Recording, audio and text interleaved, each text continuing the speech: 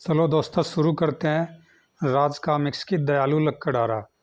अच्छी कहानी है दोस्तों, चित्र से ही पता लग रहा है। ध्यान से सुनना। भीमपुर के गांव में एक गरीब लकड़हारा रहता था, शिव। उसका दुनिया में कोई नहीं था। वह बहुत दयालु था, इसलिए पशु पक्षियों से बहुत प्यार करता था। एक दिन वह जंगल में लकड़ियां काटने जा रहा था तो उसने दो बहेलियों को हंस पकड़ते हुए देखा। तुम इन हंसों को क्यों पकड़ रहे हो? चल भाग यहाँ से, हमें अपना काम करने दे। नहीं नहीं, मैं तुम्हें इस झील से हंस नहीं पकड़ने दूंगा। जा जा भाग जा, नहीं तो तेरे हाथ पांव तोड़कर इसी झील में डाल देंगे।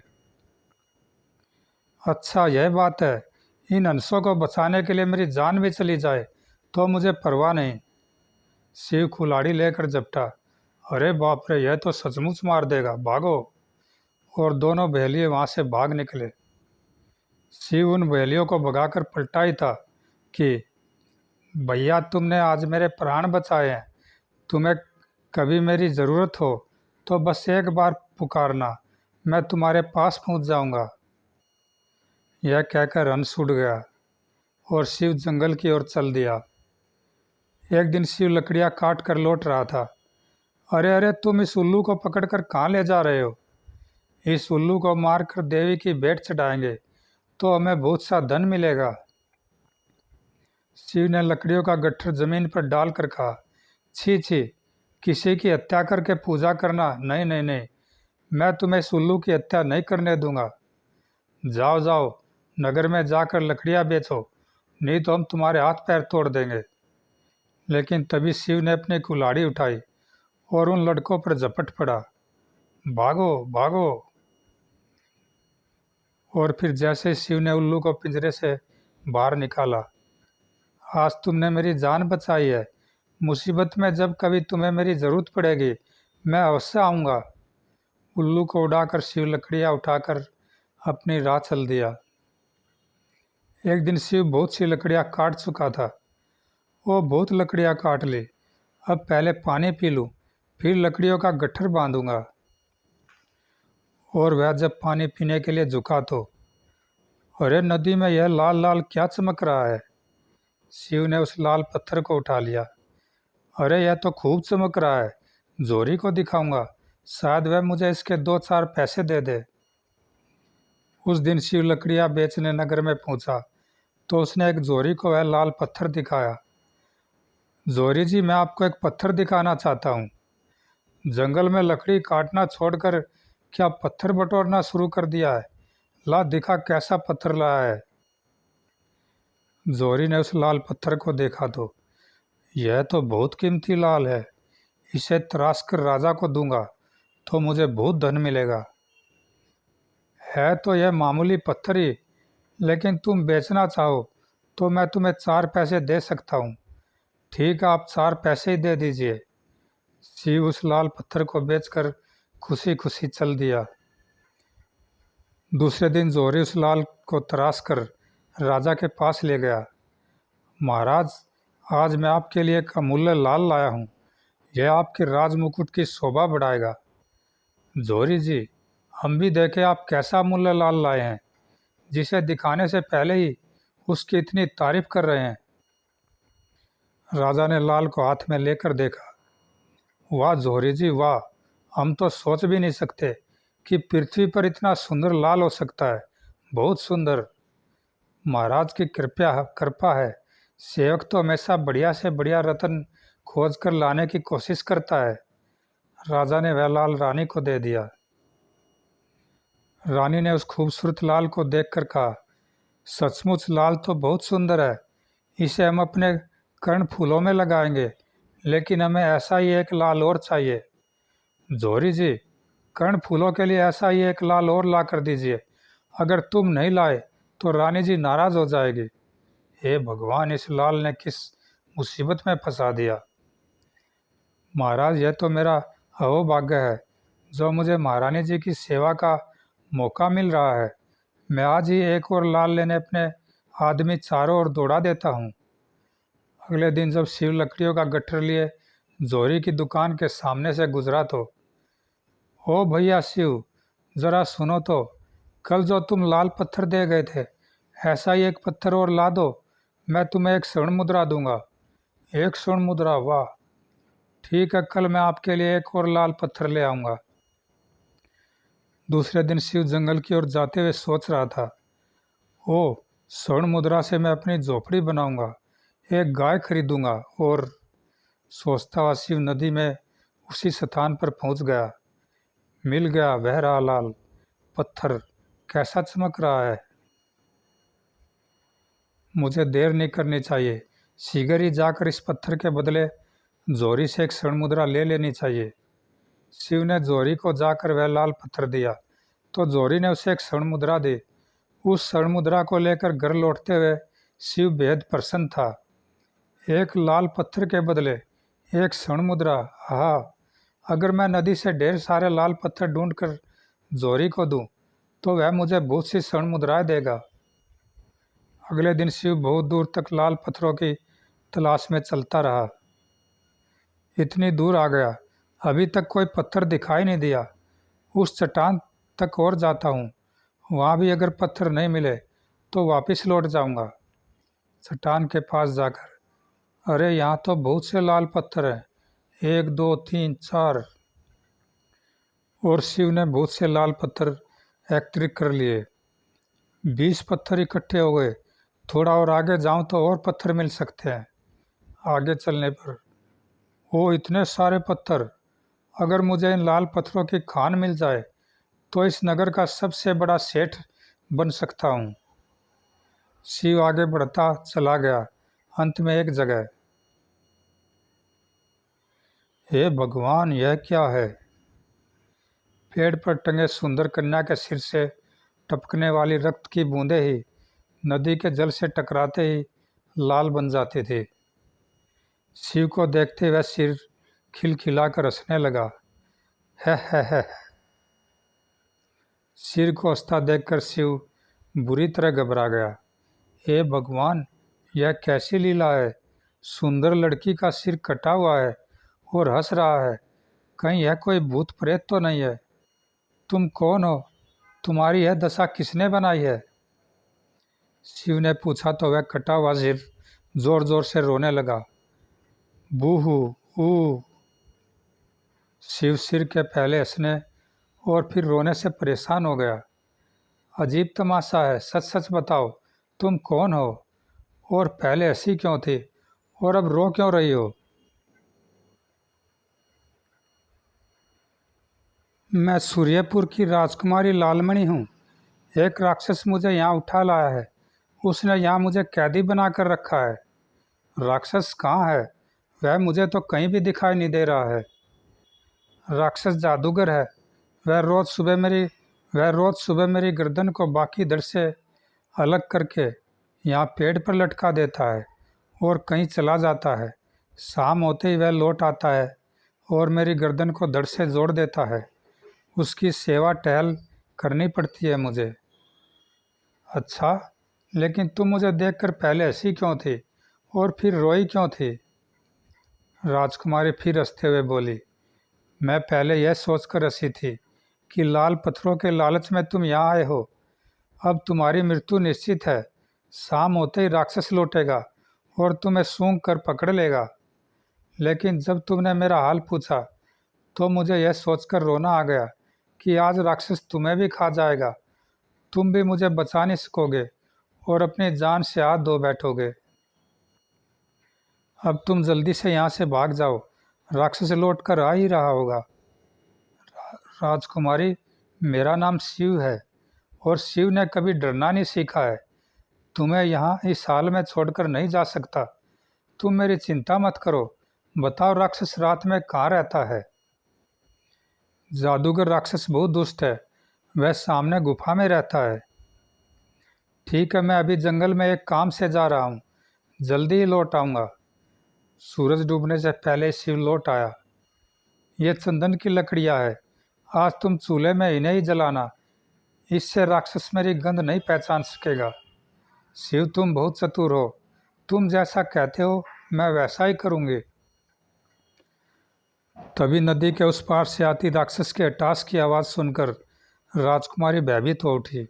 शिव, राक्षस लौट रहा है, जल्दी से तुम इन लकड़ियों को साथ लेकर झाड़ियों में छिप जाओ। हा हा हा। शिव फौरन ही झाड़ियों में छिप गया।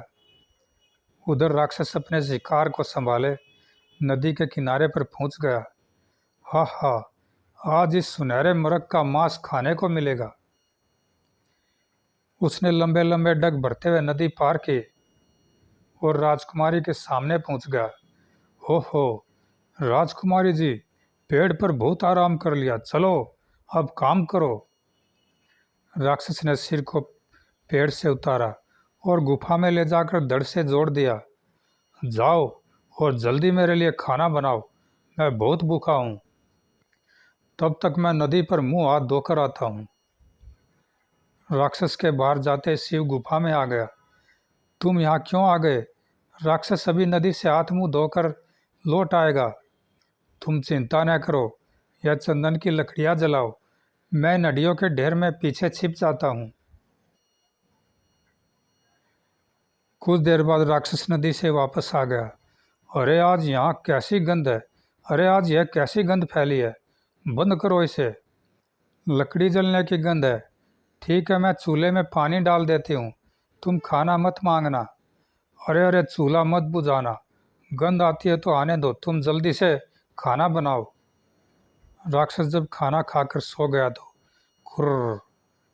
राजकुमारी कुछ खाना लेकर शिव के पास पहुंची। यह लो, खाना खा लो, फिर चुपचाप यहीं सो जाना और सुबह जब तक राक्षस चला न जाए यहाँ से मत निकलना, ठीक है? खुर्र।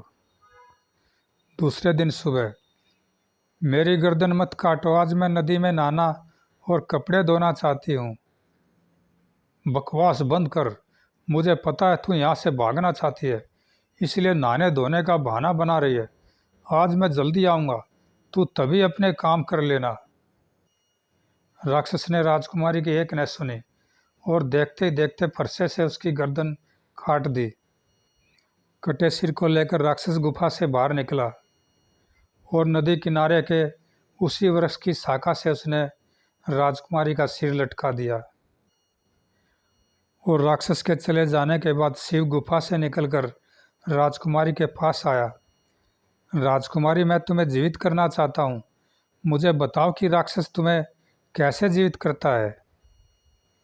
शिव, तुम्हारे द्वारा मुझे जीवित करना बेकार है, क्योंकि मुझे जीवित करने के लिए तुम जैसे ही मेरा सिर इस पेड़ से उतारोगे, वह राक्षस पलक झपकते ही यहाँ आ पहुँचेगा। ओह, तब तो सर्वप्रथम उस राक्षस का अंत करना ही आवश्यक है। क्या तुम जानती हो कि उस राक्षस को कैसे मारा जा सकता है? शिव, वैसे तो यह कार्य बेहद कठिन है, लेकिन मुझे विश्वास है कि तुम यह काम कर सकते हो। सुनो, पश्चिम दिशा में यहाँ से 500 कोस दूर एक झील है। उसी झील में राक्षस की माँ जादूगरनी कादम्बा का जादुई महल है। उस महल में कादम्बा का एक पालतू सिंह रहता है। उसी सिंह में कादम्बा व राक्षस दोनों की जान है।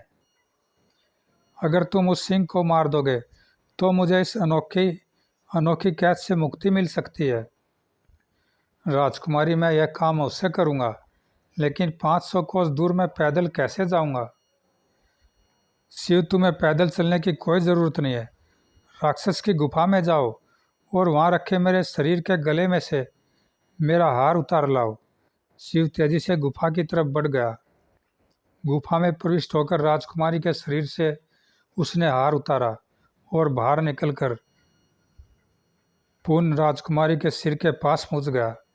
शिव, यह एक चमत्कारी हार है, इसे पहनकर तुम इच्छा अनुसार पक्षियों की भांति आकाश में उड़ सकते हो और इच्छा अनुसार जमीन पर उतर सकते हो। अब तुम निश्चित रहो राजकुमारी, मैं तुम्हें वचन देता हूँ कि आज सूर्यास्त होने से पूर्व मैं तुम्हें इस दुष्ट राक्षस की कैद से मुक्ति दिला दूंगा। लेकिन मेरे यहाँ से प्रस्थान करने से पहले तुम्हें मेरी एक जिज्ञासा दूर करनी होगी। मैं जानती हूँ शिव कि तुम मेरे खून से लाल बनने के रहस्य को जानने के लिए उतावले हो रहे हो। सुनो, बात उन दिनों की है जब मैं अपने राज्य सूर्यपुर में अपने पिता राजा सूर्य सिंह के लाड प्यार की छाव में राजसी जीवन व्यतीत कर रही थी। मुझे शिकार खेलने का बहुत शौक था। एक बार मैं अपनी सखियों व सैनिकों के साथ राज्य के निकटवर्ती वन में शिकार के लिए गई। उस दिन काफ़ी देर तक भटकते रहे, मगर कोई शिकार हाथ न लगा। राजकुमारी जी, लगता है आज हमें खाली हाथ ही लौटना पड़ेगा। नहीं चंद्रमती, ऐसा आज तक नहीं हुआ और आज भी नहीं होगा। तभी मुझे एक ऊंचे पेड़ की डाल पर अपने शिकार पर झपटने को तत्पर एक चीता दिखाई दिया। उसकी नज़रों का अनुसरण करती मेरी निगाहें जब एक तपस्या में लीन महात्मा पर पड़ी तो मैं हैरान रह गई। ओ, यह चीता तो महात्मा को खा जाएगा, मगर मैं ऐसा नहीं होने दूंगी। मैंने कमान पर बाण चढ़ाया और छोड़ दिया, लेकिन निशाना चूक गया और चीता महात्मा को छोड़ मेरी तरफ घूमा और मुझ पर कूद पड़ा। मैं नित्थी ही चीते से भिड़ गई। काफ़ी देर तक संघर्ष होता रहा। इस बीच चीते ने मुझे बुरी तरह जख्मी कर दिया था। तभी, राजकुमारी जी, यह खंजर संभालिए। मैंने खंजर लपक लिया और कुछ ही देर बाद उस चीते को ख़त्म कर दिया। जब महात्मा ने, जो इस बीच समाधि से उठ चुके थे, तब महात्मा ने जो इस बीच समाधि से उठ चुके थे, मुझे आशीर्वाद दिया। बेटी, तुमने मुझे बचाने के लिए आज जो रक्त बहा है वह व्यर्थ नहीं जाएगा। मैं तुम्हें वर देता हूँ, जब भी तुम्हारे रक्त की बूंदें जल में गिरेगी वह लाल बन जाएगी और एक दिन इन्हीं लालों के कारण तुम किसी संकट से मुक्त होगी। और यह जादुई हार भी तुम्हें देता हूँ, जिसकी सहायता से उड़कर तुम कहीं भी जा सकोगी। धन्यवाद बाबा, आपने मुझे बहुत कुछ दे दिया। बस उसी महात्मा के वरदान के कारण मेरे रक्त की बूंदों से ये लाल बनते हैं। और राजकुमारी, तुम तो बहुत साहसी हो। तुम्हारी कहानी सुनने से पहले मैं सोच रहा था कि कादम्बा के पालतू शेर को कैसे मारूंगा, लेकिन तुम्हारी कहानी सुनकर मैं उत्साहित हो उठा हूँ। अच्छा, अब मैं चलता हूँ, सूर्यास्त से पहले वापस भी लौटना है। शिव ने मन ही मन हार से उड़ने की इच्छा व्यक्त की और वह उड़ने लगा। कुछ ही देर बाद वह आकाश की अनंत ऊंचाइयों में उड़ता हुआ पश्चिम दिशा की ओर बढ़ रहा था। वो कभी कल्पना भी नहीं की थी कि एक दिन इन परिंदों के साथ उड़ूंगा। तभी शिव उड़ता हुआ एक झील के ऊपर से गुजर रहा था कि तभी जोर से आंधी चलने लगी। हे भगवान, इस तेज आंधी ने तो मेरी उड़ने की शक्ति ही छीन ली है। चूंकि आंधी का रुख शिव के उड़ने की विपरीत दिशा की तरफ था, इसलिए वह हवा में शिथिल हो गया। हवा के तेज थपेड़ों ने उसके कपड़े अस्त व्यस्त कर दिए और तभी जादुई हार उसके गले से निकला। हवा के तेज थपेड़ों ने उसके कपड़े अस्त व्यस्त कर दिए और तभी जादुई हार उसके गले से निकला और झील में जा गिरा। हाय मेरा हार, छपाक! और उसी के साथ शिव भी झील में जा गिरा। छपाक! शिव ने कई बार गोता लगाकर हार ढूंढने का प्रयास किया, मगर फिर असफल हो उसे किनारे की तरफ लौटना पड़ा। किनारे पर पहुंचकर वह वहीं बैठ गया। उफ, क्या मैं अब राजकुमारी को उस दुष्ट राक्षस से मुक्त नहीं करा पाऊंगा? तभी उसे उस हंस की याद आई जिसकी उसने एक बार पहेलियों से रक्षा की थी। उसने हंस को पुकारा, हंस भाई, मेरी मदद करो, मुझे तुम्हारी ज़रूरत है। तभी आकाश में उड़ता हुआ हंस प्रकट हुआ। मैं जानता था तुम आओगे। कुछ ही देर में वह शिव के पास उतर गया। कहो मित्र, मैं तुम्हारे लिए क्या कर सकता हूँ? मित्र, मेरा हार इस झील में खो गया है। अगर वह हार न मिला तो एक निर्दोष राजकुमारी को कभी भी एक दुष्ट राक्षस से मुक्ति न मिल सकेगी। मित्र, राजकुमारी को राक्षस से मुक्ति अवश्य मिलेगी। मैं अभी झील से हार निकाल कर लाता हूँ। कहकर हंस झील की तरफ उड़ गया और शिव के बताए स्थान पर पहुंचकर उसने झील में डुबकी लगा दी और कुछ देर बाद जब वह बाहर निकला तो हार उसकी चोंच में दबा था। ओ मित्र, तुमने मेरी कितनी बड़ी मुसीबत हल कर दी। मैं तो निराश ही हो चुका था। जाओ मित्र, अपनी यात्रा प्रारंभ करो। मेरी शुभकामनाएं तुम्हारे साथ हैं।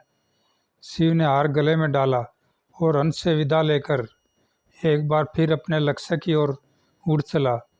मैं आ रहा हूँ कादम्बा, तू और तेरा कुर बेटा अब कुछ ही देर के मेहमान हो। लेकिन शिव अपने पीछे आ रहे एक नए मेहमान की उपस्थिति से अनजान था। विशालकाय बेरूंठ पक्षी ने झपटकर उसे अपने पंजों में पकड़ लिया, दबोच लिया। हे भगवान, यह क्या मुसीबत है। पक्षी न जाने कितनी देर उसे लिए उड़ता रहा। भय की अधिकता के कारण शिव बेहोश हो गया और जब शिव को होश आया तो उसने अपने को पथरीली जमीन पर पाया। उसने आंखें खोली तो हैरान रह गया। वो इतना गहन अंधकार, हाथ को हाथ भी नहीं सूझ रहा। वह उठा और आगे बढ़ने लगा। शायद यह बेरूंठ पक्षी ही मुझे यहाँ छोड़ गया है।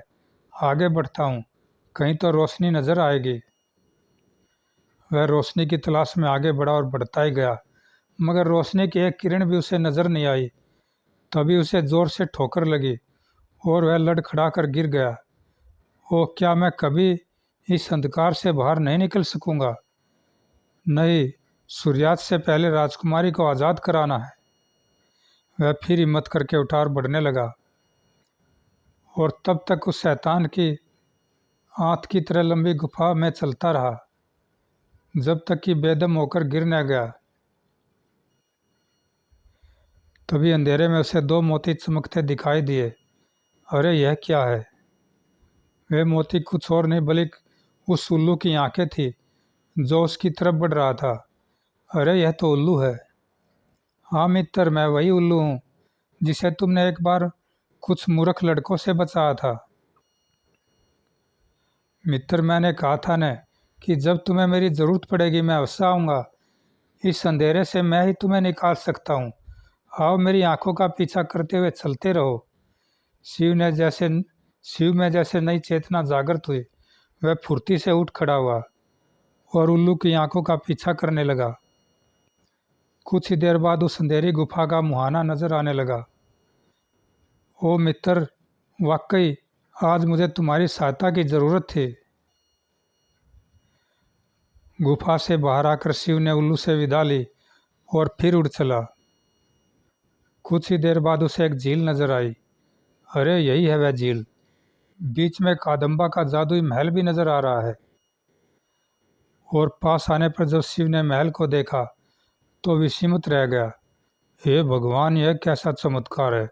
झील का पानी महल की चार दीवारी को छू भी नहीं रहा। शिव महल के प्रवेश द्वार के पास उतर गया। उसने जिज्ञासावश पानी की दीवार पर हाथ लगा दिया। परिणाम स्वरूप पानी के छींटों ने उसे भिगो दिया। वो लगता है कादम्बा ने पानी को अपने जादू से बांधा हुआ है। वह महल में प्रविष्ट हुआ तो फलों से लदे बगीचे को देख उसकी भूख भड़क उठी। कुछ सेब तोड़कर खाता हूँ। उसने सेब तोड़कर जैसे ही खाने के लिए मुंह की तरफ बढ़ाया, सेब तोता बनकर उसके हाथ में फड़फड़ाने लगा। ओ, यह क्या हुआ? उसने घबराकर तोते को उड़ा दिया। इसके बाद उसकी कोई और फल तोड़ने की हिम्मत न हुई। वह महल में प्रविष्ट हो गया। कुल्हाड़ी हाथ में ले लेता हूँ। न जाने कादम्बा मेरे साथ कैसे पेश आए। महल में प्रविष्ट होते उसका सामना कादम्बा से हुआ। आ गया तू, मेरे बेटे को मारने आया है। हा हा हा हा। शिव कादम्बा का अवस्था देख हैरान था कि तभी उसके पैरों तले जमीन खिसक गई और वह एक तहखाने में जा गिरा। धपकन गर्र, उसकी कुल्हाड़ी शेर के कदमों के पास गिरी। ओ, यही वह सिंह है जिसमें कादम्बा व राक्षस की जान है। गुर्र। सिंह ने दौड़ते हुए शिव पर छलांग लगा दी और दोनों गुथ गए। कभी शिव नीचे तो कभी सिंह नीचे। काफी देर के संघर्ष के बाद शिव कुल्हाड़ी उठाने में कामयाब हो गया। दुष्ट राक्षस, अब मैं तेरे टुकड़े टुकड़े कर दूंगा। उधर सूर्यास्त से कुछ ही पहले राक्षस राजकुमारी के कटे सिर के पास लौट आया। हो, आओ राजकुमारी जी, बहुत आराम कर लिया। उसने अपना विशालकाय हाथ राजकुमारी की तरफ बढ़ा दिया, लेकिन आश्चर्य, तभी उसका हाथ उसके कंधे से अलग हो गया। खचाक! हा हा, दुष्ट राक्षस, तेरा अंत आ गया है। शिव तेरा काल तेरे सिंह के पास पहुंच गया है। हा हा। कौन शिव? कैसा काल? मैं अभी अपनी माँ के महल में पहुंचता हूँ। मगर जैसे उसने वहां से जाने के लिए अपना कदम आगे बढ़ाया, उसकी टांग कटे वृक्ष की भांति जमीन पर आ गिरी। आ! उधर शिव कुल्हाड़ी के प्रहारों से सिंह के चारों पैर काट चुका था। उसने आखिरी वार किया और सिंह की गर्दन उड़ा दी। खच! ले मर दुष्ट! उधर राक्षस ने भी प्राण त्याग दिए। आ! उधर सिंह के मरते ही उस तहखाने में अंधकार छा गया, और जब रोशनी हुई तो शिव ने शव को झील के किनारे खड़ा पाया। वो कादम्बा का जादुई महल जलमग्न हो गया। तभी बहुत से पक्षियों ने शिव को घेर लिया। अरे, यह कोई नई मुसीबत आ गई क्या? पक्षियों में से एक कबूतर बोला, शिव, हम सब तुम्हें धन्यवाद देने आए हैं। कादम्बा ने हम सबको फल बनाकर अपने बगीचे में कैद कर रखा था। तुम्हारे कारण ही हमें मुक्ति मिली है। पक्षियों से विदा लेकर शिव वापस राजकुमारी के पास उड़ चला। आज़ाद होकर कितनी खुश होगी वह, बोली राजकुमारी, इन पक्षियों से भी कहीं ज़्यादा। शीघ्र ही। राजकुमारी, अब जल्दी से मुझे वह विधि बताओ जिसके द्वारा मैं तुम्हारा सिर धड़ से जोड़कर तुम्हें स्वतंत्र कराने का यह अधूरा कार्य पूर्ण कर सकूं।